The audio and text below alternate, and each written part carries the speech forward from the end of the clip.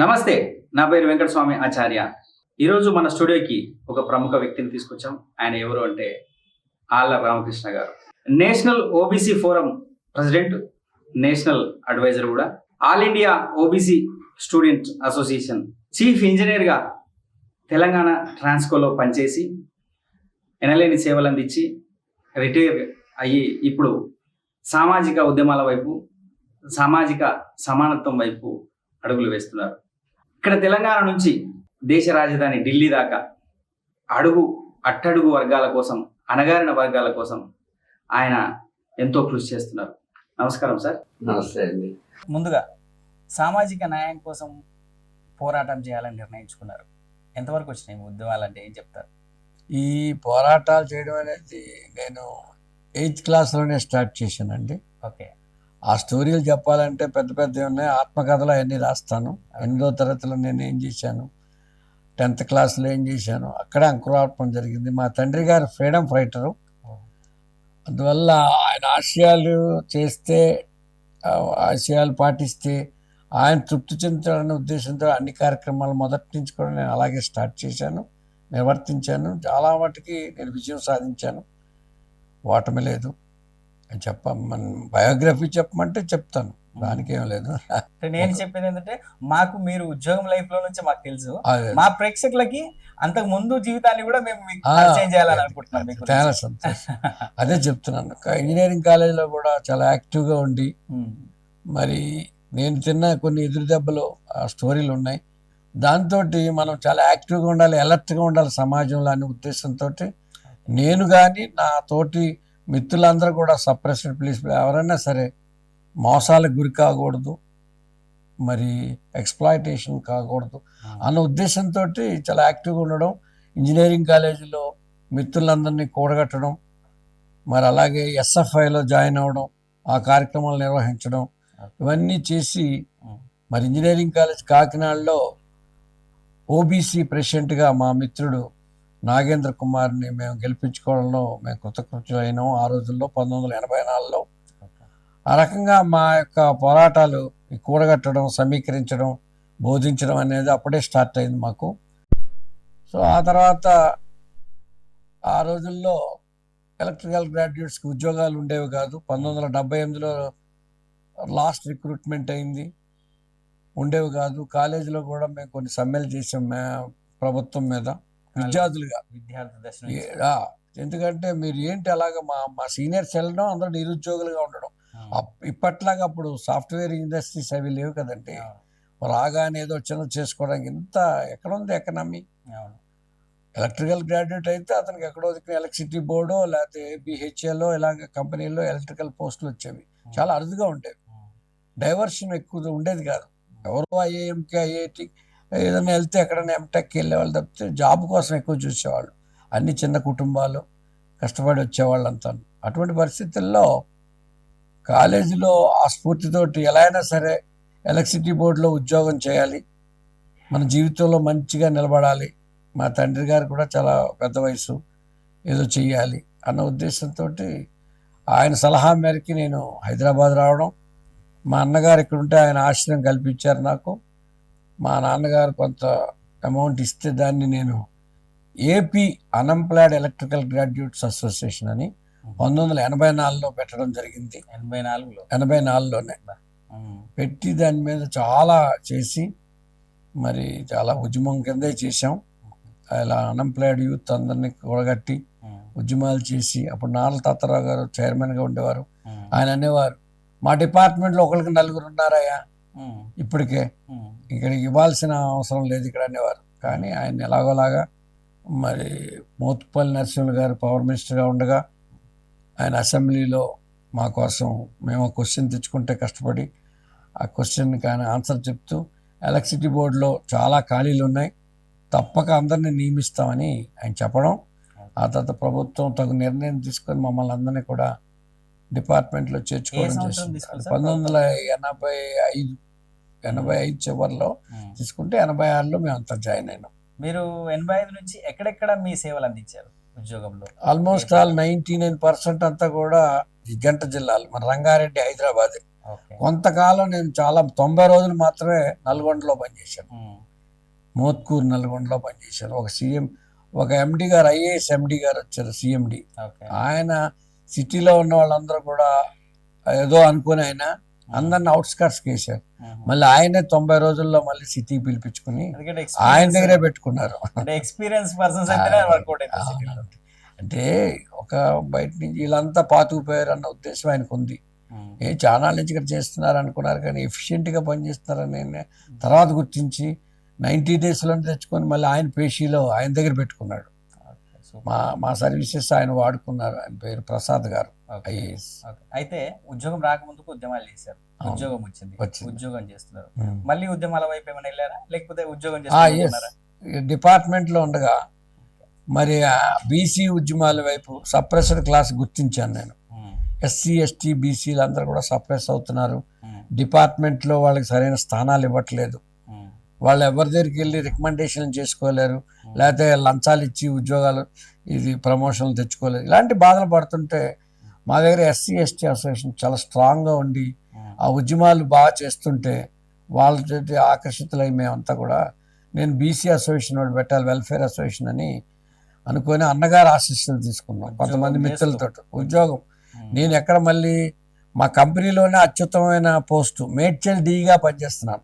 అది నెంబర్ 1 అంటారు ఇప్పటికీ కూడా ఆ డివిజన్.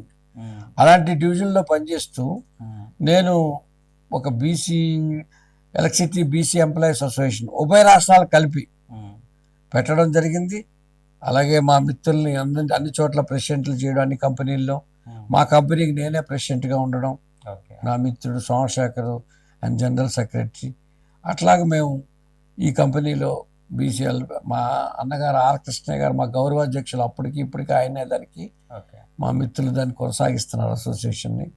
దాదాపు 40,000 మంది, చాలా అతి తక్కువ కాలం 40,000 మంది మెంబర్లు మా అసోసియేషన్కి ఆ రోజు అవ్వడం, స్ట్రాంగ్ అవ్వడం, మన తెలంగాణలో బీసీ ఉద్యమాలు మరింత బలపడడానికి కూడా మరి మేము గర్వంగా చెప్పుకుంటాం మా అసోసియేషన్. ఎందుకంటే మేము చందాలు పోగు చేయడం, మేము వ్యక్తిగతంగా ఎక్కువ చందాలు డబ్బు పెట్టి దాదాపు మొదటిసారే 10,000 డైరీలు వేయడం.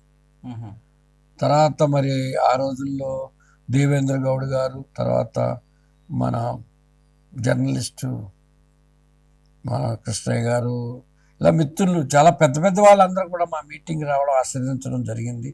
చారిత్రాత్మకంగా జరిగింది. First BC meeting Indira Priyadarshini hall public గార్డెన్స్లో చాలా విప్లవాత్మకంగా జరిగింది. అప్పుడు మేము 10,000 డైరీలు వేయించి ఫస్ట్ టైమే ఆర్టీసీలో, ఉపాధ్యాయ సంఘాల్లో, వేరు సంఘాలకు అందరికి, అంటే మీ సంఘం నుంచే ప్రతి వాళ్ళు కూడా ఇట్లా చేయాలి. ఇలా చేస్తే బీసీ ఉద్యమం బలపడుతుంది. ఎందుకంటే మన రాష్ట్రంలో ఇప్పుడు పుట్టినప్పటి నుంచి, మన రాష్ట్రం ఏర్పడింది అప్పటి నుంచి కూడా ఒక ఓబీసీ కూడా ఇక్కడ ఒక ముఖ్యమంత్రి చేయలేదు. చాలా తక్కువ కాలం దామోదరం సంజయ్ గారు ఎస్సీ అండ్ షెడ్యూల్ క్యాస్ట్ వారు చేయడం జరిగింది. వారు కూడా 2 సంవత్సరాల దగ్గర లోపే చేశారు. కానీ ఇక్కడ అసలు అగ్రవర్ణ వాళ్ళు ఆల్మోస్ట్ వాళ్ళు ఉభయ రాష్ట్రాల్లో కలిపి 7% లేకపోయినా కానీ మరి గత 70-75 సంవత్సరాలుగా వాళ్ళే దీన్ని పరిపాలిస్తున్నారు అనేది అందరికీ తెలిసిందే. అయితే రాజకీయాలకు తర్వాత వెళ్దాము. అయితే నేను మీ వ్యక్తిగతమైన అక్కడ మేము ఉద్యమాన్ని నిర్మించి ఈ రాష్ట్రంలో ఇక్కడ 60% మంది బీసీలు ఉన్నారు. వాళ్ళకు కూడా రాజ్యాధికారం, వాళ్ళకు కూడా సమాన ప్రతిపత్తి ఇవ్వాలి. ఎందుకంటే ఇప్పుడు రాజ్యాధికారం ఎవరి చేతిలో ఉంటే వాళ్ళే వాళ్ళు లైసెన్స్లు ఇచ్చుకుంటున్నారు వాళ్ళ బంధువులకి. వాళ్ళ బంధువులు పెద్ద పెద్ద జాబులు వేసుకుంటున్నారు, కంపెనీలు వేసుకుంటున్నారు. 100 ఎకరాలు లీజుకి ఇచ్చేస్తాడంతే. మన కేసీఆర్ గారు ఉన్నారు, మొన్న యశోద హాస్పిటల్కి ఎన్ని ఇచ్చేశారు, హైటెక్ సిటీలు నువ్వు కట్టుకో అంటాడు. ఆయనకు ఇంకొక జూపల్లి రామేశ్వరరావు గారికి ఇంకోటి ఇచ్చేస్తూ ఉంటారు. అధికారం వాళ్ళ చేతిలో ఉంది. రాజ్యాధికారం అంటారు, ఎందుకయ్యా అంటే చెప్తున్నాను, రాజ్యాధికారం వస్తే వాళ్ళు కొంత మేలు చేస్తారు వాళ్ళ వర్గాలకి అన్న ఉద్దేశంతో అక్కడే బీజం పడింది మాకు. బీసీ ఉద్యమాల వైపు, ఇంజనీర్స్ అసోసియేషన్ వైపు వెళ్లకుండా కొత్తలో ఉండేవాడిని. తర్వాత బీసీ ఉద్యమం వైపు వచ్చి బీసీలు అది పెట్టి దాన్ని అన్ని సంఘాలు దాదాపు 60-70 సంఘాలు ఒకేసారి ఒకే ఏడాదిలో పుట్టడానికి కారణమైనాం మేము. Super sir. ఈ 10,000 డైరీలు పంచడం వల్ల. ఇలా చెయ్యండి, మాలా చేయండి, మేమంతా ఇవాళ హ్యాపీగా ఉన్నాం. మేమంతా మా డిపార్ట్మెంట్లో మాకు ప్రాధాన్యత పెరిగింది. మా అసోసియేషన్కి ఇంతకాలం మగోళ్ళలాగా ఎవడన్నా ఇస్తే చేయడం లేకపోతే లేదు, అంతా రూరల్లోనూ లేకపోతే అడవుల్లో పడేసేవాళ్ళు మన వాళ్ళే. ఇప్పుడు గుర్తించి వీళ్ళని కూడా మంచి ప్లేసుల్లోకి వేయాలని ఉంది. నేను మొదటి నుంచి సిటీలోనే ఉన్నాను. నాది పెద్ద చరిత్ర లేదు నా వ్యక్తిగతంగా అయితే. ఇప్పుడు మళ్ళీ దీని తర్వాత ఈ ఉద్యమాలు చేశారు, ఎన్నో సాధించారు. మీరు ఉద్యోగంలో కూడా మంచి మంచి పేరు సాధించారు. ఉద్యోగం అంటే చెప్తున్నాను, మళ్ళీ మా ఫ్రెండ్స్ అంతా చూస్తారు కాబట్టి చెప్తున్నాను, నా కొలీగ్స్ మేము 135 మంది ఏఈలు డిపార్ట్మెంట్లో ఒకేసారి జాయిన్ అయిన వాళ్ళు. మాకు ప్రమోషన్స్ ఇచ్చారు 1996లో డిసెంబర్లో.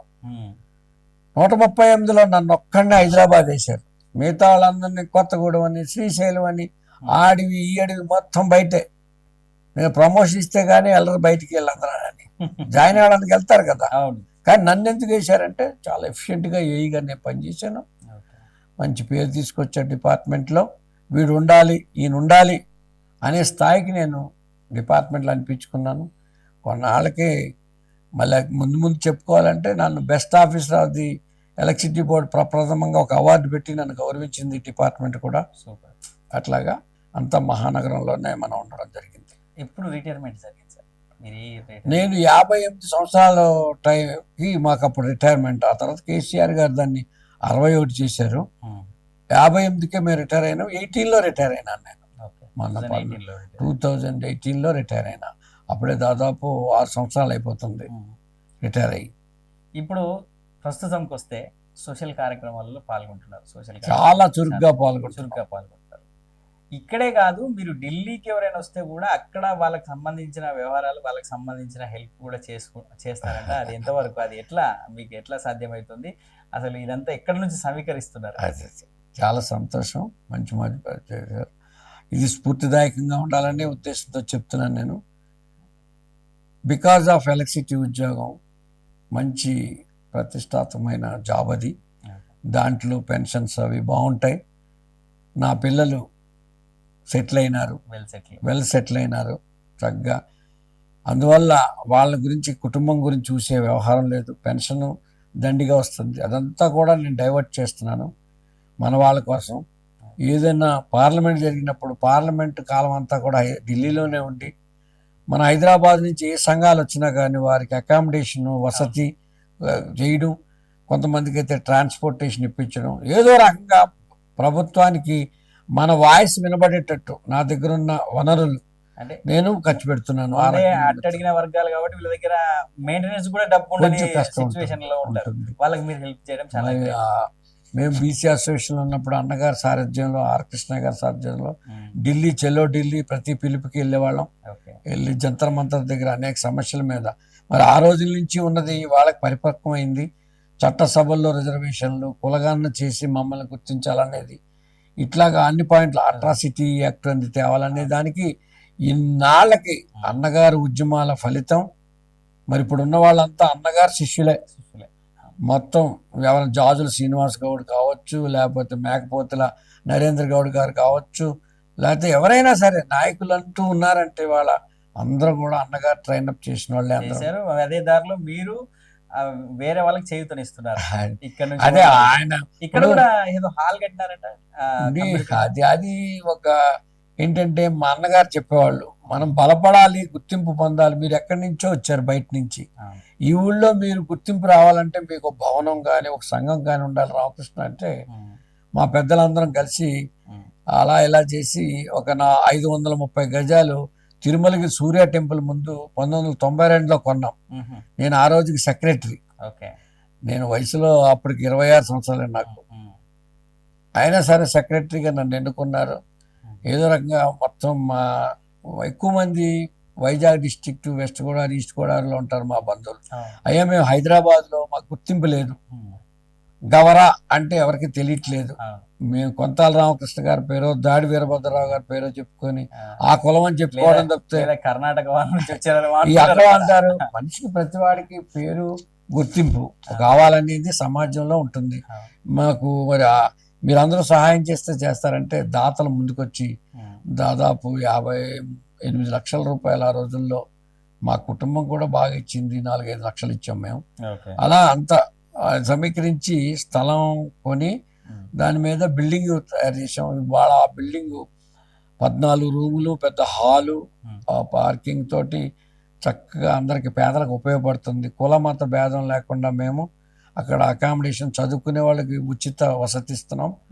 ఏ కులం వచ్చినా సరే మాకు లేదు. ఎందుకంటే మేమంతా 80G తీసుకొని ఆ బిల్డింగ్ కట్టడం జరిగింది. ఆదాయ పన్ను పరిమితి అది కూడా తీసుకున్నాం. అందువల్ల అందరికీ సమానం. అక్కడ సేవా కార్యక్రమాలు జరుగుతాయి. పెళ్ళిళ్ళు ఎవరైనా చేసుకుంటే కేవలం క్లీనింగ్ ఛార్జీలు ఇస్తే చాలు, అంతే. క్లీనింగ్ ఛార్జెస్, ఆ రోజు కాల్చిన ఎలక్ట్రిసిటీ ఛార్జీలు ఇవ్వడం, అంతే. మాకంటూ ఏ కమర్షియల్గా ఏ మాత్రం లేదు. చక్కగా ఆ బిల్డింగు 10,000 SFT చక్కగా నడుస్తుంది, వసతి బాగా. అది మీలాంటి వాళ్ళు ముందుకు వచ్చి ఏదో ఒక అది ఎందుకు చేసామంటే చెప్తాను, ఆ గుర్తింపు ఒకటి. తర్వాత ఆ రకంగా ఈ మహానగరంలో బీసీ కులాలు దాదాపు 140 ఉంటే మా కులం కూడా గుర్తింపుకు తీసుకురావడం జరిగింది. ఆ రకంగా వీళ్ళు ఒకళ్ళు ఉన్నారు, ఇప్పుడు అన్నగారు ప్రత్యేకించి గుర్తిస్తారు, ఏ మంత్రి గారు మీరు పలానా కదా అంటారు. ఆ రకంగా ప్రతి మనిషి గుర్తింపు సమాజంలో కావాలనుకుంటాడు కాబట్టి ఉపయోగపడింది. ఎందరో మహానుభావులు, మరి మాకు ప్రెసిడెంట్లుగా పనిచేసిన వాళ్ళు, అడ్వైజర్గా చేసిన వాళ్ళు, మరి వాళ్ళందరినీ మేము స్మరించుకోవాలి. వాళ్ళందరి సహకారంతో చేయడం జరిగిందండి. అయితే గురుగారు, ఇవన్నీ సేవా కార్యక్రమాలు చేస్తున్నారు, మీ లైఫ్ చాలా అద్భుతంగా నడిచింది. ఇప్పుడు కులగణన అనే అంశం పైన మీరు సుప్రీంకోర్టు వరకు కూడా వెళ్ళారు. అది ఎంతవరకు వచ్చిందండి? మీరు మాట అన్నారు, సేవా కార్యక్రమాలు చేస్తున్నారు మీరు, ఇది అన్నారు కదా. నిజంగా నేను చాలా అలా జీవితంలో అదృష్టవంతుని. ఎలక్ట్రిసిటీ బోర్డు సేవా సంస్థలో పనిచేయడం, ప్రజలకి డైరెక్ట్గా సేవ చేయడం. అర్ధరాత్రి పూట నేను ఎక్కువ కాలం చార్మినార్ ఏరియాలో పనిచేశాను. చేయగలననే దమ్ముంది కాబట్టి వాళ్ళు పంపించారు డిపార్ట్మెంట్ వాళ్ళు. సలావుద్దీన్ ఓవైసీ గారితో, అసదుద్దీన్ ఓవైసీ గారితో కలిసి పనిచేసాం ఆ రోజుల్లో. మరి లాసెస్ని 70% ఉంటే దాన్ని 28% తీసుకురావడం అంటే ఉభయతారకం. అటు కస్టమర్ బాగోవాలి, డిపార్ట్మెంట్ బాగోవాలి అని వాళ్ళిద్దరి మధ్య సయోధ్య తీసుకురావడం. అప్పుడే నాకు బెస్ట్ ఆఫీసర్ అవార్డు కూడా డిపార్ట్మెంట్ ప్రకటించడం జరిగింది. ఆ రకంగా ఆ సేవా అదృష్టం. ఆ రకంగానే ముందుకు వస్తే ఇలాగా సేవా కార్యక్రమాల్లో భాగంగా నేను సమాజానికి ఏదో చేయాలని బీసీ అసోసియేషన్ పెట్టడంతో, ఆ తర్వాత ఏంటి దీనికి అసలు సమస్యలు ఎక్కడున్నాయంటే కృష్ణయ్య గారు ఓ రోజు నన్ను ఎంకరేజ్ చేశారు. తమ్ముడు, నువ్వు సమర్థుడు, చదువుకున్నవాడివి, why don't you go for supreme court?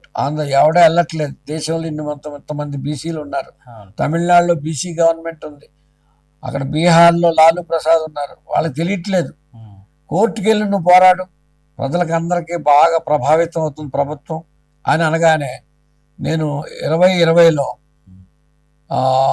Supreme court గడప తొక్కడం జరిగింది. కేసు నెంబర్ రిట్ పిటిషన్ డైరెక్ట్గా వేయచ్చు ఇలాంటివి కేసుల్లో.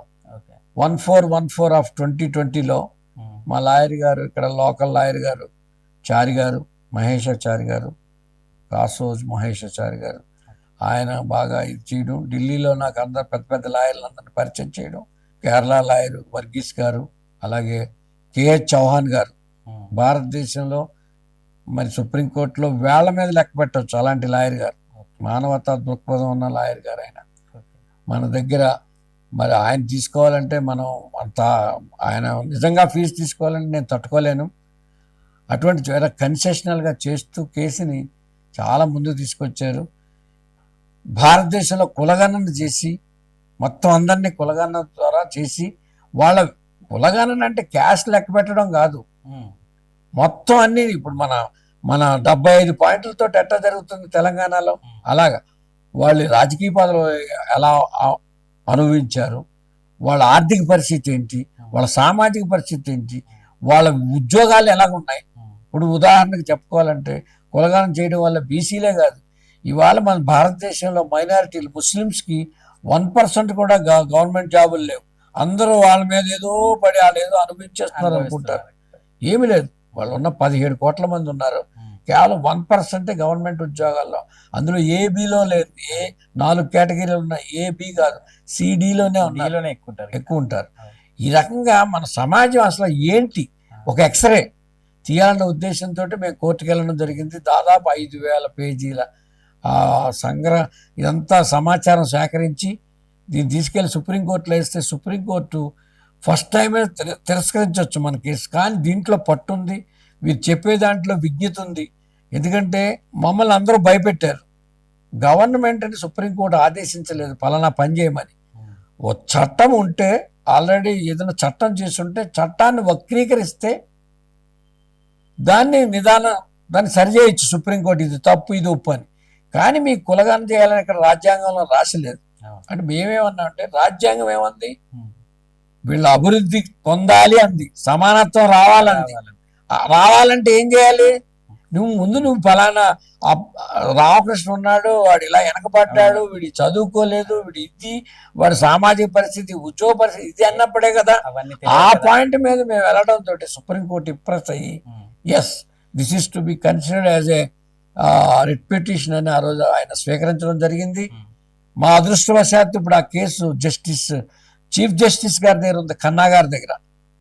We hope with in days దాని మీద ఫైనల్ రిజల్ట్ వస్తుందని మేము ఆశిస్తున్నాం. ఆయన తప్పక ఎందుకంటే ఆయన కామెంట్స్ ప్రతి వాయిదాకు కూడా ఆయన కొన్ని కామెంట్ చేస్తారు. కేంద్ర ప్రభుత్వం నుంచి ఒక 20 మంది లాయర్లు వస్తారు, దాని మీద అడిషనల్ అడ్వకేట్ జనరల్స్ వాళ్ళు వస్తారు, సాలిటరీ జనరల్స్, వాళ్ళంతా వచ్చి ఆర్గ్యూ చేస్తారు, ఇది అది కాదు ఇది కాదు. ఆయన డెఫినెట్ గా చెప్తాడు, ఎందుకు కాదని అడుగుతాడు ఆయన. ఆ కామెంట్ చూసిన తర్వాత మాకు అనిపిస్తుంది తప్పక ఈ భారతదేశంలో కోర్టు ఏదో రోజుని ఆదేశిస్తుంది, ఈ కేంద్ర ప్రభుత్వాన్ని ఆదేశిస్తుంది కులగాన్ని చేసి వాళ్ళకి ఎందుకు అసలు కులగాన్ని ఎందుకు చేయాలంటే మండల్ కమిషన్ వేసినప్పుడు సుప్రీంకోర్టులో ఒక కేసు జరిగింది, Indira సూయి versus union of India. ఆ కేసులో సుప్రీంకోర్టు కామెంట్ చేసింది, ఏమంది, సో వాళ్ళు ఏమన్నారు, మాకు అంత ఇవ్వండి అంటే అసలు మీరెంతో మాకు తెలియదు కదా, అందుకని మీరు ప్రస్తుతం 27% సరిపెట్టుకోండి. ఎందుకంటే బీపీ మండల్ గారు 52% ఉన్నారు అంటున్నారు. ఆయన ఏదో 1997 తర్వాత తీయలేదు, కులగణన చేయలేదు.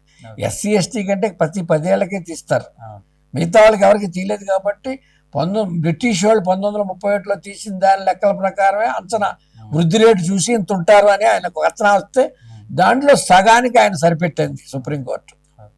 సరిపెడితే మరి అన్యాయం కదా భారతదేశంలో. ఎప్పుడు మేమేం చేసామంటే కొంతమంది మేధావులు, మా మిత్రులు నగేష్ భూషణ్ అని, అలాగే వెంకటేశ్వర్లు గారు, అలాగే కిరణ్ సెంట్రల్ యూనివర్సిటీ, మరి జరిపోతుల పరశురామ్ గారు, ఇట్లాంటి మిత్రులందరం కలిపి స్టాటిస్టిక్స్ అన్ని కలెక్ట్ చేసాం దీని మీద. అసలు ఎవరు ఏంటి ఈ భారతదేశంలో ఉద్యోగాలు ఎన్ని ఉన్నాయి, ఎవరు ఉన్నారు ఆ స్థానాల్లో అన్ని తీస్తే అగ్రస్థానాల్లో ఆల్మోస్ట్ 82% ఉద్యోగాలు. అందులో ఏ బిల్లు అయితే ఈ కింద వాళ్ళు లేరు, అంతా 100%, 92%.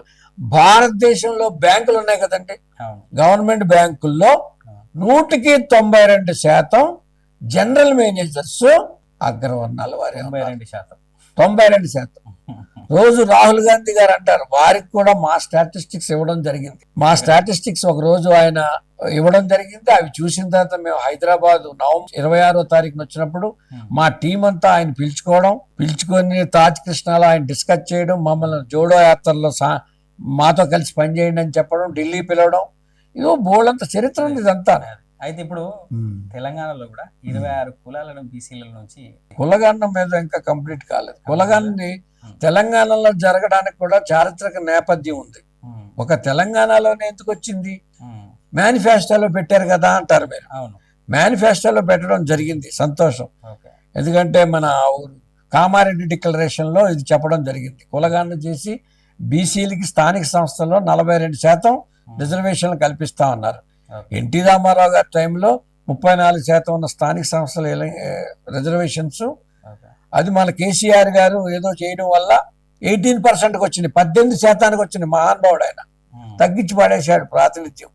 ఎందుకంటే పైన నోటితోటి నవ్వుతూ నొసటితో నెక్కిరించేట్టు అయిపోయిన కేసీఆర్ సర్వనాశనం చేశాడు రాష్ట్రాన్ని, అన్ని వర్గాల్ని మాయ మాటలు చెప్పుకుంటూ. ఆ మాయ మాటలు ఇదొకటి 18% చేయడం ఒకటి ప్రజలు గుర్తించాలి. ఆ పార్టీని మళ్ళీ ఎప్పటికీ రాకుండా చూసుకోవాలి. దయచేసి నేను నీకు విజ్ఞప్తి చేస్తున్నా, ఆయన చేసిన 10 ఏళ్లలో ఆయన చేసిన తప్పులు నిజంగా చిట్టా చూడాలంటే మేము ఆయన ఓడించడానికి సివిల్ సొసైటీ తరఫున ఎంతో కృషి చేసాం. బోళ్ళంత సబ్జెక్ట్ని పబ్లిక్ కూడా పంపించాం. ఎందుకు మళ్ళీ చెప్తున్నాను, చచ్చిపోయిన పావును మళ్ళీ ఎందుకు నువ్వు అంటున్నావు కాదు, మళ్ళీ వాళ్ళు లేవద్దు. లేచారా మళ్ళీ అహంకారం, రాచరికం, మళ్ళీ మన శ్రమ తెలంగాణలో మళ్ళీ అటువంటి విషయాలు రావద్దు, అబద్ధాల కోరు రావద్దు. ప్రభుత్వం కూడా కఠినంగా వాళ్ళు చేసిన తప్పులన్నీ శిక్షించినప్పుడే మరో వ్యక్తి మళ్ళీ అలాంటి పిచ్చి పనులు చేయడానికి రాకూడదు.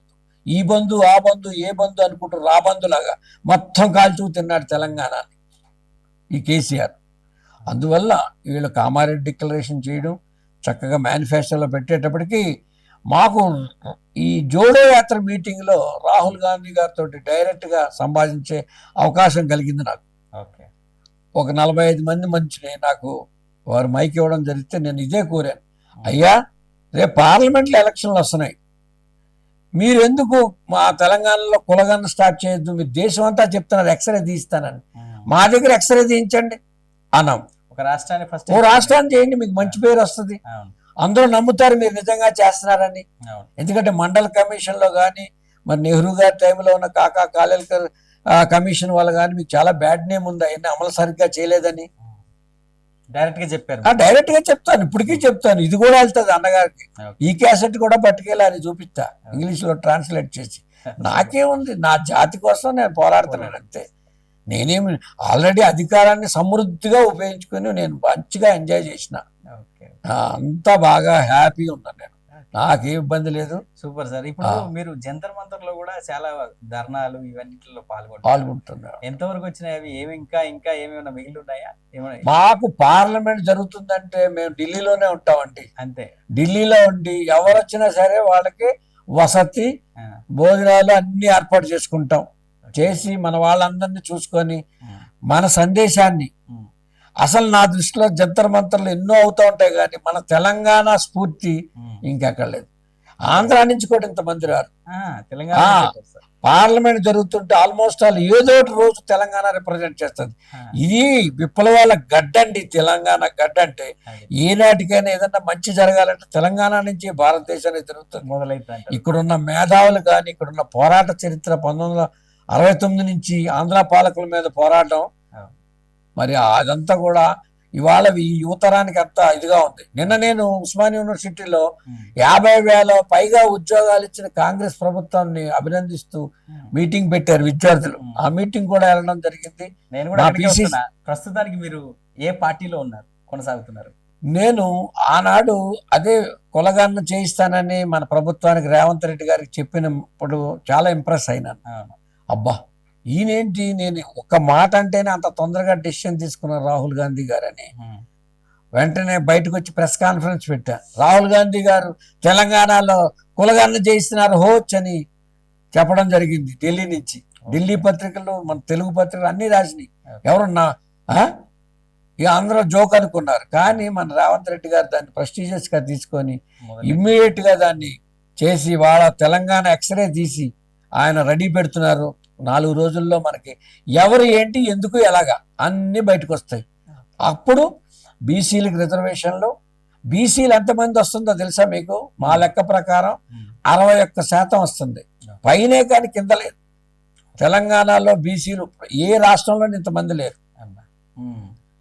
అంత ఎక్కువ మంది బీసీలు ఉన్న రాష్ట్రం మన రాష్ట్రం. దాని కారణంగా మీరు కాంగ్రెస్ పార్టీపై ఇంప్రెస్ అయ్యి నేను వెంటనే 13వ తారీఖు ఆ రోజు వెంటనే కాంగ్రెస్ లో నేను జాయిన్ అవ్వడం జరిగింది. ఏఐసిసిలో నేను ప్రొఫెషనల్ కాంగ్రెస్ లో జాయిన్ అవ్వడం జరిగింది. చక్రవర్తి గారి దగ్గర మా అధ్యక్షులు వారు అక్కడ వారి స్వహస్తాలతో నాకు మెంబర్షిప్ ఇవ్వడం జరిగింది. ఆ రోజు నుంచి నేను కాంగ్రెస్ పార్టీలో మరి మా దీపాదాస్ మున్షి గారి ఆధ్వర్యంలో కానీ, మరి వాళ్ళ మా ప్రెసిడెంట్ గారు మొన్నటి వరకు ఆయన ముఖ్యమంత్రి గారు స్వయంగా ప్రెసిడెంట్ ఉండేవారు. ఆ తర్వాత గౌడ్ సాబ్ వారి ఆధ్వర్యంలో, అలాగే బట్టి విక్రమార్క గారు ఉప ముఖ్యమంత్రి గారి ఆధ్వర్యంలో అనేక కార్యక్రమాలు చేపడుతూ గాంధీ భవన్కి వెళ్తూ నడిపిస్తున్నామండి. మా వంతు చేస్తున్నాం.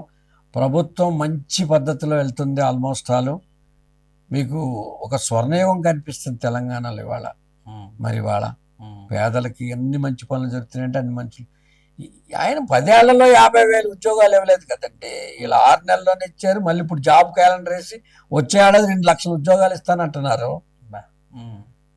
ఇవన్నీ నిరుద్యోగ యువత తెలంగాణ తెచ్చుకుంది ఎందుకు? నీళ్లు, నియామకాలు, నిధులు, అంతే. ఆ 3 లేకుండా చేశాడు ఆయన. ఆయన మనస్తత్వం ఏంటంటే రాచరిక మనస్తత్వం. పల్లకి ఎక్కేవాళ్ళు, పల్లకి అందరూ పల్లకి ఎక్కితే పల్లకి మోసేవాళ్ళు ఎవరనేది వాళ్ళ సంస్కృతి. వాళ్ళు ఎక్కడి నుంచి వచ్చారు? నిజాం దగ్గర పన్నులు వసూలు చేసి రాచరిక వ్యవస్థ గడియలు మెయింటైన్ చేసిన వాళ్ళు. ఒక మనిషి ఒక రోజులో మంచోడు కాదు, ఒక రోజులో చెడ్డోడు కాదు. వాడికి చరిత్ర ఉంటుంది. ఈ రామకృష్ణకు కూడా చరిత్ర ఉంటుంది. ఇవాళ చిలక పలుకులు పలికితే కాదు, వచ్చి నీ చరిత్ర ఏంటి, నీ రక్తం ఏంటి, నీ గడియల పాలన ఏంటి. ప్రజలు అమాయకులు. నా తెలంగాణ ప్రజలు వీరావేశం. ఇటువంటి రాష్ట్రంలో ఉండడం మాకెంతో గర్వంగా ఉంది.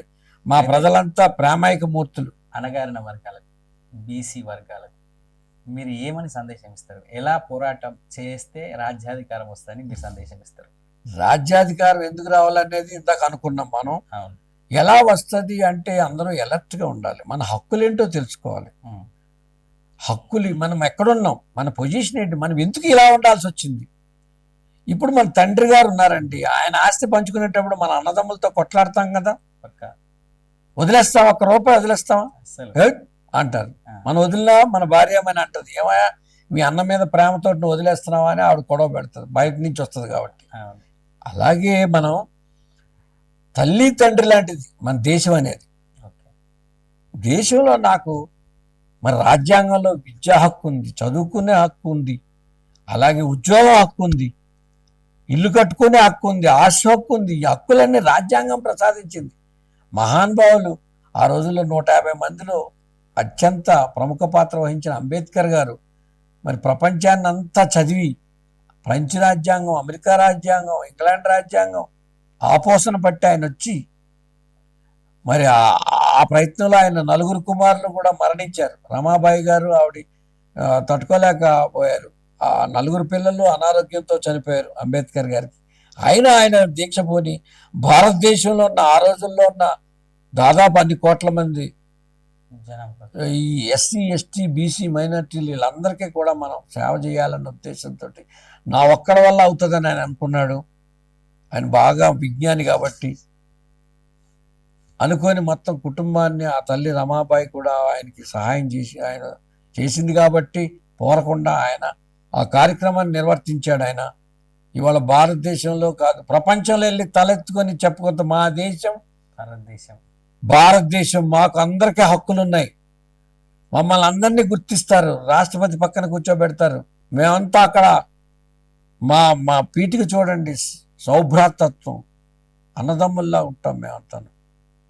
మాది మతేతర రాజ్యం, మతానికి మా రాజ్యానికి సంబంధం లేదు, మతం ఎవడిష్టం వాడిది, దాన్ని కలపం రాజకీయాన్ని మతాన్ని. కానీ కొంతమంది వ్యక్తులు ఇవాళ మరి డైరెక్ట్గా రాజకీయాలను వాడుకుంటూ రాజకీయాల్లో మతాన్ని చొప్పించి మరి విన్యాసాలు చేస్తున్నారు మన భారతదేశంలో. మతం నీ వ్యక్తిగతం, దానివల్ల వచ్చేది అంటే పోలరైజేషన్ చేస్తారన్నమాట. ఎంతసేపు అంటే అసోసియేషన్లు క్రియేట్ చేయడం, ఒక మనిషిని రెచ్చగొట్టడం, ఎంతసేపు ఏదో ఒకటి పట్టుకోవడం, ఒక కులమనో మతమనో పట్టుకొని మనం అన్యాయం అయిపోతాం రెచ్చగొడితే ఆల్మోస్ట్ వాళ్ళు రెచ్చగొడతారు. మనకు అన్యాయం చేసి పలానా కులం వాళ్ళు మనం తిట్టారా అంటే ఎలా ఉంటుంది, వాళ్ళందరి మీద కక్షగా తయారవుతారు. 10 మంది అయ్యేటడుగు వెర్రి పనులు చేస్తారు. వెర్రినా మనం ప్రోత్సహించేది ఇదే మనం చేసేది. గత నెలలో ఇంటి పట్టు నుండే జంతువుల లిస్ట్ అంతా చేసింది మన భారత కేంద్ర ప్రభుత్వం, మోడీ గారి ప్రభుత్వం. ఆవులు, గేదెలు, పందులు, మరి అలా కోళ్ళు, బాతులు ఇవన్నీ లెక్కించారు. ఎందుకని ఆవులు ఎంతున్నాయని అన్ని లెక్కిస్తారు. అంత స్టాటిస్టికల్ డిపార్ట్మెంట్ ఉంటుంది, ప్రణాళిక విభాగం, నీతి ఆయోగ్ ఉంటుంది, వాళ్ళది ఇదే పని. అన్ని తీస్తారు కానీ బీసీలు తీరు. మహానుభావులు మన పార్లమెంట్ లో మన బీజేపీ మహానుభావులు రఘునందన్ రావు గారు వాళ్ళంతా కలిశారు. ఏం సార్ అన్నాం, ఆ రఘునందన్ రావు గారు అయితే అంటాడు, ఇప్పటికే మాల మాదిగలు తన్నుకుంటున్నారా కేటగరైజేషన్ వల్ల, మళ్ళీ మీరు అడుగుతారంటే లెక్కించమని. దేశం అంతా ముక్కలు అయిపోతుంది, వీక్ అయిపోతాం, మన సమగ్రత ఇదంతా పోతుంది అంటాడు ఆయన. ఏందో నాకు అర్థం కాదు. ఆయన అభిప్రాయమే అందులో చాలా మందికి ఉంది. మరి మొన్న వెళ్ళినప్పుడు మీ- భూపేంద్ర యాదవ్ గారు బీసీ మంత్రిని కలవడం జరిగింది. లక్ష్మణ్ గారు బీసీ మోర్చా వారిని కూడా కలిసి విజ్ఞప్తి చేయడం జరిగింది. అయ్యే పరిశీలనలో ఉంది, మీరు తొందరపడకండి అన్నారు వాళ్ళు. మాకు చాలా సంతోషమైంది. కులగన్ అనేది కేంద్ర ప్రభుత్వ పరిశీలన ఉందని లక్ష్మణ్ గారు చెప్పడం జరిగింది మీటింగ్ లో. చాలా సంతోషమైంది మాకు. ఆరుకు కూడా మా స్టాటిస్టిక్స్ అన్ని ఇస్తే, అవునయ్యా కాంగ్రెస్ ప్రభుత్వం ఆ కాకా కాలేకర్ కమిషన్ ని, మండల కమిషన్ ని మన్నించుంటే ఈ అగ్రవర్ణాలన్నీ పెద్ద పోస్టుల్లో ఉంటారా? బీసీలు కూడా ఉండేవాళ్ళు. రాహుల్ గాంధీ గారు అంటారు, కేంద్ర ప్రభుత్వాన్ని నడిపిస్తుంది 90 మంది పెద్ద సెక్రటరీలు, ప్రిన్సిపల్ సెక్రటరీస్. అందులో 87 మంది అగ్ర కులాల వారి, బ్రాహ్మణ, వైశ్య, ట్యాగూర్లు వీళ్ళే. పేరుకు ప్రధానమంత్రి బీసీ. అదంతా ఏంటంటే అదొక డ్రామా అంతే. నా దృష్టిలో అది డ్రామా అంటాను. బాధపడతారు నా మిత్రులు. కానీ ఆయన ఓన్లీ మొన్న కాశీ వెళ్ళినప్పుడు ఆయన 6 డ్రెస్సులు వేసుకున్నాడు పొద్దు నుంచి సాయంత్రం దాకా. అది అందరికీ తెలిసిందే. ఇదేందండి ఇదంతా? నాకు అర్థం కాదు. బట్టలా? ఈ దేశంలో బట్టలు లేని వాళ్ళు ఎంతో మంది ఉన్నారు. ఈ 6 డ్రెస్సులు ఏంటో, ఈ ఈ పండగ, ఈ డ్రామాలు ఏంటో నాకేం అర్థం అవట్లేదు. లెక్క పెట్టండి అంటే దేశం ఏదో అయిపోతుంది అంటారు. అబ్బో ముస్లింలతో చాలా, మైనార్టీలతో చాలా ప్రాబ్లమ్స్ వస్తాయి. బంగ్లాదేశ్లో అలా అవుతుంది, పాకిస్తాన్లో ఎలా అవుతుంది, భారతదేశం అలా అయిపోతుంది. 145 కోట్లు 150 కోట్ల మంది అంటే దాదాపు 125 కోట్లు హిందువులే మెజారిటీ. ఇక్కడ చిన్న వాళ్ళతో మనకేంటి ప్రాబ్లం? పెద్దన్నం. సాధారణంగా అల్పసంఖ్యాక వర్గాలు కొంచెం టెన్షన్ లో ఉంటారు. సెక్యూర్ గా ఉండాలనే ఉద్దేశంతో వాళ్ళ ఐకమత్యం ఎక్కువ ఉంటుంది. నువ్వు అమ్మ అంటే ఇంకోటి అంటాడు, అలాంటిది అమ్మ అంటే ఇంకోటి ఆయన పడతాడు. ఇదంతా కూడా ఇన్సెక్యూరిటీతో వచ్చే ప్రాబ్లం. వాళ్ళు మనం బుజ్జగించుకుంటారు. మొదటి నుంచి ప్రభుత్వాలు బుజ్జగిస్తున్నాయి. కొంతమంది అంటారు వాళ్ళకేంటంటే ప్రత్యేక కళాశాల పెట్టుకోమంటారు, ప్రత్యేకంగా అదంటారు, ఆ హక్కులు ఈ హక్కులు ఎందుకు ఇవ్వాలంటారు. ఎందుకు ఇవ్వాలంటే వాళ్ళు కాన్ఫిడెన్స్ క్రియేట్ చేయాలి మైనారిటీ వర్గాలకి. భారతదేశాన్ని మరి 800 సంవత్సరాలు ముస్లింలు పరిపాలించినప్పుడు భారతదేశంలో ఉన్న వాళ్ళే కన్వర్ట్ అయినారు. బయట నుంచి ఏం వచ్చేది? ఎవడో వచ్చేలేదు. ఇక్కడ వాళ్ళు మన రక్తమే, మన డిఎన్ఏ అందరికీ తెలుసు. ఇవాళ వైద్యం వచ్చింది, నా కొడుకుది నాది ఒకటే డిఎన్ఏ ఉంటుంది. అలాగే భారతదేశంలో ఉన్న వాళ్ళు, భారతీయులు అయితే ఈ బట్ట మీద పుట్టిన వాళ్ళందరికీ ఒకటే డిఎన్ఏ ఉంటుంది. వచ్చుంటే బయట నుంచి 1,00,000 మంది వచ్చి ఉంటారు. కానీ ఉన్నోళ్ళంతా వీళ్ళే. ఇప్పుడు క్రిస్టియన్లకు ఎలా కన్వర్ట్ అవుతున్నారో అలాగే కన్వర్ట్ అయిన వాళ్ళు. ఎందుకంటే ఇప్పుడు కింద నుంచి కూడా క్రిస్టియన్లుగా ఎందుకు కన్వర్ట్ అవుతున్నారు? మన హిందూ మతంలో పంచములు అని చెప్పి వాళ్ళ చేత అన్ని కూడా చెప్పులు కుట్టించుకోవడం, చచ్చిపోయిన జంతువులు బయటికి తీసుకెళ్లే పనులు పెట్టడం, అలాగే సచ్చర పనులు. ఇవాళ భారతదేశంలో నా దగ్గర జేబులో ఉంది చూడండి, భలే సమయాన్ని భలే గుర్తు చేశారు. నిన్న పేపర్లో వచ్చింది, భారతదేశంలో ఈ క్లీనింగ్ పని చేసే వాళ్ళు ఉన్నారు చూశారు, 92% మంది sanitation workers from SC ST OBC గ్రూప్సే. ఆ మిగతా 8% కూడా ఎవరో తెలియదు, అగ్రవర్ణాలు మాత్రం ఉండరంట. అటువంటి ఈ పని చేసి మీరు గుర్తించండి. ఏమనంటే మన వాళ్ళు హిందూ మతం వాళ్ళు ఏమంటారు, పూర్వజన్మ సుకృతం కాబట్టి వీడు ఇలా పుట్టాడు అంటాడు. మీరు పాపం చేసుకున్నారు కాబట్టి పిచ్చి పనులు చేస్తున్నారు, ఇట్లాంటి పనులు చేయాల్సి వస్తుంది, పాప పుణ్యాలు చెప్తారు. గత జన్మలో నువ్వు తప్పు చేసావంటారు. ఈ జన్మలో సమాన హక్కు కల్పించవచ్చు కదా, సరిగ్గా మేము చేస్తే మళ్ళీ దేవుడికి కోపం వస్తుంది అంటారు. అవునా? నేను మీకేమైనా హెల్ప్ చేస్తే నిన్ను ఇలాగా తచ్చల పని చేయమని పుట్టించాడు రా దేవుడు, నీకు మళ్ళీ నేను సింహాసనం ఇస్తే దేవుడికి కోపం వస్తుంది అంటారు మన మహానుభావులు. 5,000 సంవత్సరాల నుంచి గుళ్ళు బళ్ళు రిజర్వేషన్స్ ఎవరికి ఉన్నాయి? ఆలోచించండి. ఈనాడన్నా చదివారా? హిస్టరీ చదివితే బ్రిటిష్ వాళ్ళు వచ్చి వాళ్ళు మనల్ని కాల్చుకు తిండాకు వచ్చినా కానీ వాళ్ళు కొన్ని మంచి పనులు చేశారు. ఎన్ని పనులు చేశారండి? అంతకన్నా దరిద్రం అంటారా హిందువులు? సతీ సహగమనాన్ని లేపేస్తే సనాతన ధర్మం అన్నారు. ఇప్పుడు ఆ రోజుల్లో లాభ నష్టాలు లేని, వ్యాపార దృక్పథం లేని కాలంలో సనాతన ధర్మం. మీరు నాకు ధాన్యం ఇస్తే నేను మీకు కూరగాయలు ఇచ్చేవాడిని, లేకపోతే నేను బట్టలు ఇచ్చేవాడిని ఓ నేతగాడుగా. రకరకాలు ఉండేది, అది సనాతన ధర్మం అంటే. ఇప్పుడంతా ఈ యుగాన్ని సందర్భించి మనం మార్పు రావాలి. ఆధునిక యుగం. అమెరికాలో ఉన్న నీ కొడుకుతోటి ఇక్కడి నుంచి వైర్లెస్ లో నువ్వు ఇలా ఫోన్ లో పెట్టుకొని మాట్లాడుతున్నావు అంటే ఎంత మార్పు వచ్చింది. ఇంకా సనాతన ధర్మం, ఆ ధర్మం, ఈ ధర్మం అని కావాలని వెనకలాగేయడం, భక్తి మార్గం చెప్పి భయపెట్టించడం, పాపం పుణ్యం అని చెప్పి మళ్ళందరూ పాపాత్ములు చేయడం. ఏ భగవంతుడు ఈ తక్కువ చూడు ఏ ఎక్కువ చూడు అని చెప్పలేదు కదా. ఎవరు చెప్పారంటారు, వీళ్ళంటారు, వాళ్ళే చెప్తారు. భగవంతుడు చెప్తాను, మహానుభావులు ఏదో గరికిపాటి వాళ్ళు లాంటి వాళ్ళు మంచి మాటలు చెప్తారు. మిగతా చాగంటి గారు కూడా చేదస్తమే చెప్తాడు, ఆయన కూడా మహానుభావుడు. విద్వత్తున్న వాళ్ళంతా వాదించండి. ఇప్పుడు ఈ ఖగోళ ఈ జ్యోతిష్ శాస్త్రం ఇవన్నీ కూడా బూటకం అని ఎన్నోసార్లు నిరూపించారు. రెండయ్య ఎవరు ప్రెసిడెంట్ అవుతారు, ఎవరు ప్రైమ్ మినిస్టర్ అవుతారో చెప్తారు, రండి దమ్ముంటే రండి అంటే ఒక్కడు రాలేదు భారతదేశంలో. మరి ఇంత లెక్కలు కట్టేవాళ్ళు కూడా. అవన్నీ కూడా ఏంటంటే బ్రతుకు తెరువు గురించి వచ్చిన విద్యలు ఇవన్నీ. అయితే దీంట్లో ఒకటంటారు, మరి పంచాంగంలో సూర్యగ్రహణం ఎప్పుడు వస్తుందో చెప్పేస్తారు కదా. It is a mathematics. భూమి 24 గంటలు ఓసారి తిరుగుతుంది, అది అలా తిరుగుతూనే ఉంటది. ఎప్పుడేమవుతుందనే చెప్పొచ్చు. నేను చెప్తాను, రేపు 6 గంటల 2 నిమిషాలకి మీకు సూర్యోదయం అవుతుందట. నేను పెద్ద వేదాంతిని అంటారా? ఎనివే, చివరిగా మా ఛానల్ ఉచిత విద్య వైద్యం కోసం మేము ఒక అంశంగా తీసుకొని మొదలుపెట్టాం. ఉచిత విద్య గురించి భారతదేశ వ్యాప్తంగా మీరు ఎలాంటి సందేశం ఇస్తారు? చాలా మంచి విషయం అడిగారు చారి గారు, చాలా సంతోషం. మా పోరాటం మొదటి నుంచి అంతే. భారతదేశంలో వామపక్షాలు కూడా తప్పుడు మార్గంలో వెళ్ళి రోటీ కపడార్ మకాన్ అన్నారు. విద్య వైద్యం అది ఈనాడు అడగలేదు. ఎందుకంటే వామపక్షాల్లో కూడా మంచివాళ్ళ చెడ్డవాళ్ళు ఇంకా నా పూర్తి రీసెర్చ్ కాలేదు. కానీ నేనైతే మేధావులు ప్రశ్నించా, ఏచూరి గారిని ఇంటర్వ్యూ చేసిన, ఏమంటే మీరు విద్యకి ఎందుకు ప్రాధాన్యత ఇవ్వలేదు? విద్యకు ప్రాధాన్యత ఇస్తే రామకృష్ణ లాంటి వాళ్ళు వేలాది మంది వచ్చేవాళ్ళు కదా ఈ దేశంలో. ఇప్పుడు మానవ వనరులను ఉపయోగించుకోవట్లేదు ఈ దేశంలో. ఇప్పుడు నేను ఏదన్నా పక్క దేశం చైనా గురించి మాట్లాడితే మళ్ళీ కమ్యూనిస్ట్ అని ముద్ర వేసి మళ్ళీ అదో తలకాయ నొప్పి ఈ దేశంలో. కానీ మానవ శక్తి ప్రతి వాడికి శిక్షణ ఇవ్వాలి, వాడితో అవుట్పుట్ తీసుకోవాలి. ఈ భారతదేశంలో కేవలం 3% ఖర్చు పెడుతున్నారు శిక్షణకి విద్యకి బడ్జెట్లో, జీడిపిలో. మరి అభివృద్ధి చెందిన దేశాల్లో అది 6% ఉంది. అదన్నా చూసి నేర్చుకోవాలి మన వాళ్ళు. మనకి ఏంటంటే మన సమాజం పల్లకి మోసేవాడు ఉండాలి, ఇది మన సిద్ధాంతం. అది కాంగ్రెస్ కానివ్వండి, లేకపోతే బీజేపీ కానివ్వండి, ఎవడైనా సరే నేను పల్లకి ఎక్కుతాను, నువ్వు మొయ్యాలంతే. ఇది నువ్వు కింద నేను పైన అంతే.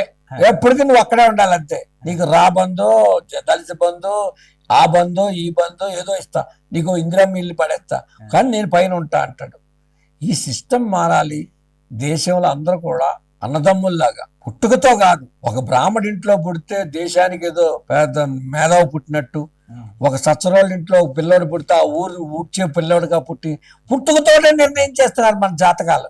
ఈ సమాజం తప్పు కదా. ఎంత దారుణం. అతని ఎఫిషియెంట్ ఏంటి? ఎంతమంది రాలేదు మహానుభావులు ఈ వర్గాల నుంచి? కేఆర్ నారాయణ గారు రాష్ట్రపతి చేశారు. మరి ఎంత చాకరీ. అబ్దుల్ కలాం గారు పేపర్లు డిస్ట్రిబ్యూట్ చేస్తూ మైనారిటీ వర్గాల నుంచి వచ్చి అత్యున్నత స్థాయికి వెళ్ళారు. ఖాందాన్ మనుషులు కాదు వెళ్ళేవి. వాళ్ళని ప్రోత్సహించాలి. ఉచిత విద్య ఇవ్వాలి అందరికి, నిర్బంధ విద్య ఇవ్వాలి, ఉచిత విద్య కాదు. నువ్వు చదవాలంతే, నువ్వు చదివితేనే ఉంది ఫుడ్డు, లేకపోతే లేదు అని నిర్బంధ విద్య పెట్టాలి. అలాగే నిర్బంధ వైద్యం, వాడు జబ్బుతో మూలుగుతుంటే అని తీసుకెళ్లి లోపల వెళ్ళి అందులో నిర్బంధంగా వైద్యం చేయించాలి, మళ్ళీ ప్రజల్లోకి తీసుకొచ్చి మళ్ళీ పని చేయించాలి. అది కావాలి. కానీ ఈ దేశంలో పని చేయడం అంటే నామోషి. ఎవరికన్నా 4 ఎకరాలు ఉంటే నువ్వెందుకురా పని చేస్తావు, నువ్వు మైననుభావురా అంటారు. ప్రోత్సహిస్తుంది మాట, సమాజమే ప్రోత్సహిస్తుంది. ఈ దుర్మార్గమైన పద్ధతి పని చేయగలదురా అంటది. ఇట్లాంటి అంశాన్ని మేము తీసుకొని వెళ్ళడం చాలా గొప్ప విషయం. విద్యా వైద్యం ఇస్తే మీరు ఏమి ఇవ్వక్కర్లేదు, ఉచితాలు ఏమి ఇవ్వక్కర్లేదు. మేము గవర్నమెంట్ స్కీమ్స్ వాడుకొని పైకి వచ్చిన వాళ్ళమే. ఇంజనీరింగ్ కాలేజీలో లక్కీలీ కష్టపడి ఏదో చదివి, నలుగురిలో కష్టపడి చదివి ఏదో అక్కడ ఎక్కగలిగాం. ఎక్కిన తర్వాత వెనక తిరిగి చూసుకోలేదు. మీరు చదువు చెప్పండి చాలు, నా బాధ్యత ఉందండి. I have to pay back to society. మీరు ఏదో ఇందా పొగుడుతున్నారు, మీరు అది చేశారు ఇది చేశారని. ఏం చేశాం? ఏమీ లేదు. I have to pay back to the society. ఈ గవర్నమెంట్ మమ్మల్ని చదివించిందండి, ఈ గవర్నమెంట్ మాకు ఉద్యోగం ఇచ్చిందండి, మమ్మల్ని మనుషులుగా గుర్తించిందండి ఈ ప్రభుత్వం. ప్రభుత్వం అంటే ప్రజలే, ప్రజల చేత ప్రజల యొక్క ప్రజల కొరకు ఉన్నది ఈ ప్రభుత్వం. గవర్నమెంట్ నుంచి ఉచిత విద్య అభ్యసించారు కాబట్టి మీకు ఈ అభిప్రాయం వచ్చింది. అదే డబ్బు పెట్టి కొనుక్కుంటే వేరే అభిప్రాయం ఉండేది. డబ్బు పెట్టి కొనుక్కునే విధానం ఉండదు. అంబానీ కొడుకైనా ఆల్ రామకృష్ణ కొడుకైనా ఒకే చోట చదవాలి. అప్పుడు పెట్టండి పోటీ. మీరు అంబానీ కొడుకు వచ్చి ఐఏఎస్ రాస్తే ఈజీగా పాస్ అవుతాడు. ఆయన రాడనుకోండి బిజినెస్ మ్యాన్. చెప్తున్నా, నాకుంటుందా? ఆయన సబ్జెక్టుకి 10 మందిని పెట్టి చెప్పిస్తాడు. నేను చెప్పించగలనా? మా ఇద్దరు ఒకటే పోటీ పెట్టడం భారత రంగంలో. అందుకే రిజర్వేషన్స్ వచ్చినాయి. పల్లెల్లో ఉన్నవాడు రోజు పొట్ట కోసం ఉన్నవాడు ఆ పొట్ట కోసమే ఉంటుంది తప్పితే చదువు మీద ఏముంటుంది?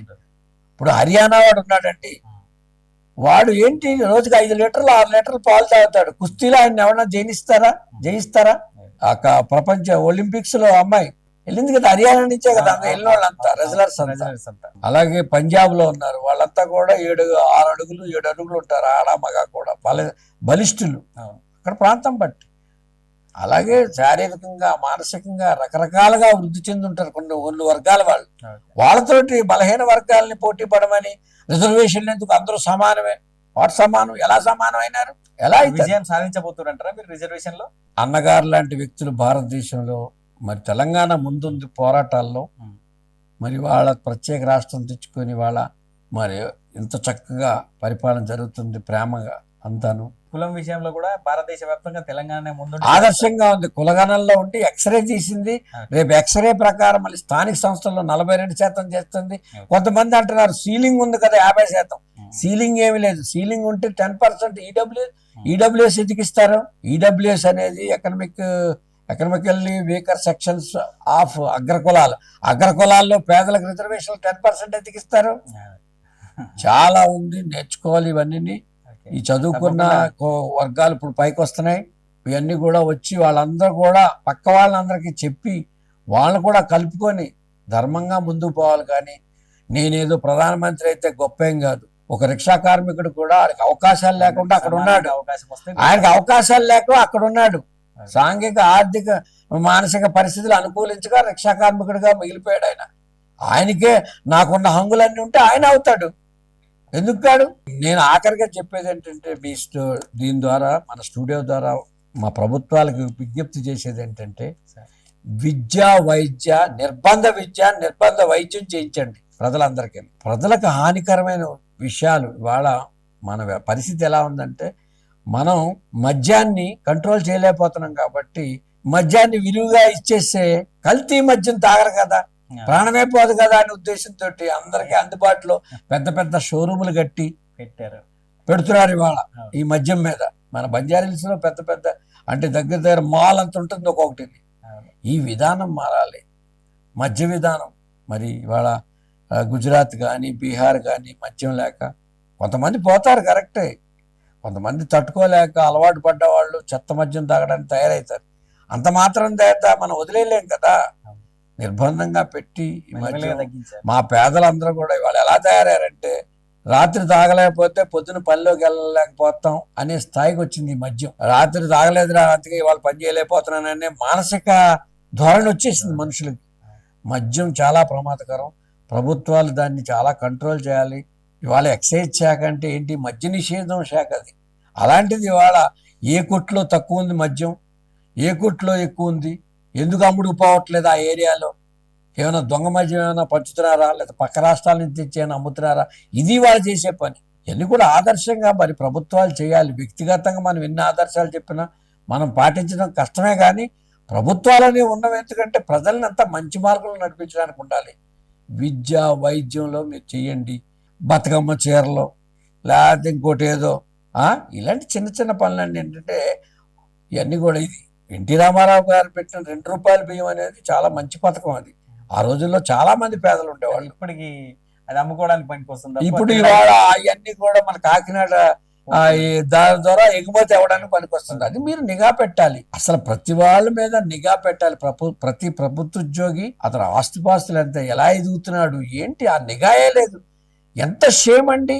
మొన్న హెచ్ఎండిఏలో బాలకృష్ణ అన్న ఆయన దగ్గర 1000 కోట్లు దొరకడం అంటే ప్రభుత్వం సిగ్గుతో తలదించుకోవాలి. నువ్వేం చేస్తున్నావు? నీ ఆఫీసును నీ పిల్లలు ఏం చేస్తున్నారో మేము చూసుకోవాల్సిన బాధ్యత తండ్రిగా నాకు లేదండి. నీ ఎంప్లాయీ ఏం చేస్తున్నాడు నిఘా పెట్టాలి, ప్రోత్సహించాలి. కొంతమంది కీలకమైన పదవుల్లో ఉన్న వాళ్ళంతా దోచేస్తున్నారు సొసైటీని. తినేది ఏమి ఉండదు, అందరు తినేది అదే. ఆ 2 ఇడ్లీలే తింటాడు మళ్ళీ ఆయన కూడా, బాలకృష్ణ గారు కూడా. ఎందుకో ఆ పిచ్చి అంతే. ఆ పిచ్చిలో పడ్డవాడు వెనక రాలేడు, తెలీదు. హాయిగా కంటి నిండా నిద్రపోతాడు మిగతా వాడు. ఆయన అయితే ఎవడో ఏ బామ్మతో చెప్పడుతాడో లేకపోతే ఎవడో వచ్చి కంప్లైంట్ ఇస్తాడో ఎప్పుడు టెన్షన్ తోటే ఉంటాడు. ఇట్లా దొంగ పనులు చేసినాడు. అందువల్ల ప్రభుత్వం నిఘా పెట్టి మనుషుల్ని మంచిగా పెట్టాలి. టీచర్ మన చిన్నప్పుడు బెత్తం పట్టుకునేవాడు, ఎందుకు పట్టుకునేవాడు? మన కంట్రోల్లో పెట్టడానికి, అంతే తప్ప మన కొట్టడానికి కాదు ఆయన ఉన్నది. ఆయన ఆ రోజుల్లో కంట్రోల్ పెట్టాడు కాబట్టి ఎంతో మంది మనం చదువుకోగలుగుతున్నాం. ఉపాధ్యాయ వృత్తి ఈ సమాజంలో గొప్ప వృత్తి. అటువంటి ఉపాధ్యాయులు మరి మంచిగా రిక్రూట్ అవుతున్నారు మన రాష్ట్రంలో. చక్కటి వసతులు ఇవ్వండి, ఆడపిల్లలందరూ వచ్చి స్కూల్స్కి వచ్చి చదివేటట్టు చేయండి. మానవ వనరుల అభివృద్ధి దేశం యొక్క అభివృద్ధి అని తెలుసుకోండి ప్రణాళిక సంఘం వారు. అయ్యా ప్లానింగ్ డిపార్ట్మెంట్ మహానుభావులారా, మానవ వనరుల అభివృద్ధి దేశాభివృద్ధి. ఈ దేశంలో సగం మంది కేఫుల్లో కూర్చొని సగం మంది టీవీలు చూసుకుంటా కూర్చుంటే ఈ దేశం ఏం ముందుకెళ్తాం. కొన్ని దేశాలను చూసి నేర్చుకుందాం, మంచి దేశాలను చూసి. అందరికి నిర్బంధ పని చేయాల్సిందే. ఇజ్రాయెల్ అయితే సైన్యంలో పనిచేయాలి, ఆడా మగ కూడా సైన్యంలో పనిచేయాలి కొన్ని సంవత్సరాలు నిర్బంధంగా. అంతకంటే గొప్పదా నిర్బంధం పనిచేయడం? జీవితంలో ఏనాడు కడివి నీళ్లు ఎత్తని వాళ్ళు ఈ భారతదేశంలో ఉంటారు. 4 డబ్బులు ఉండేటప్పటికి ప్రజల్ని ఎలా మోసం చేయాలి, ఎలా దగా చేయాలి, ఇదే సమాజం నేర్పిస్తుంది. Thank you very much. Thank you గురుగారు.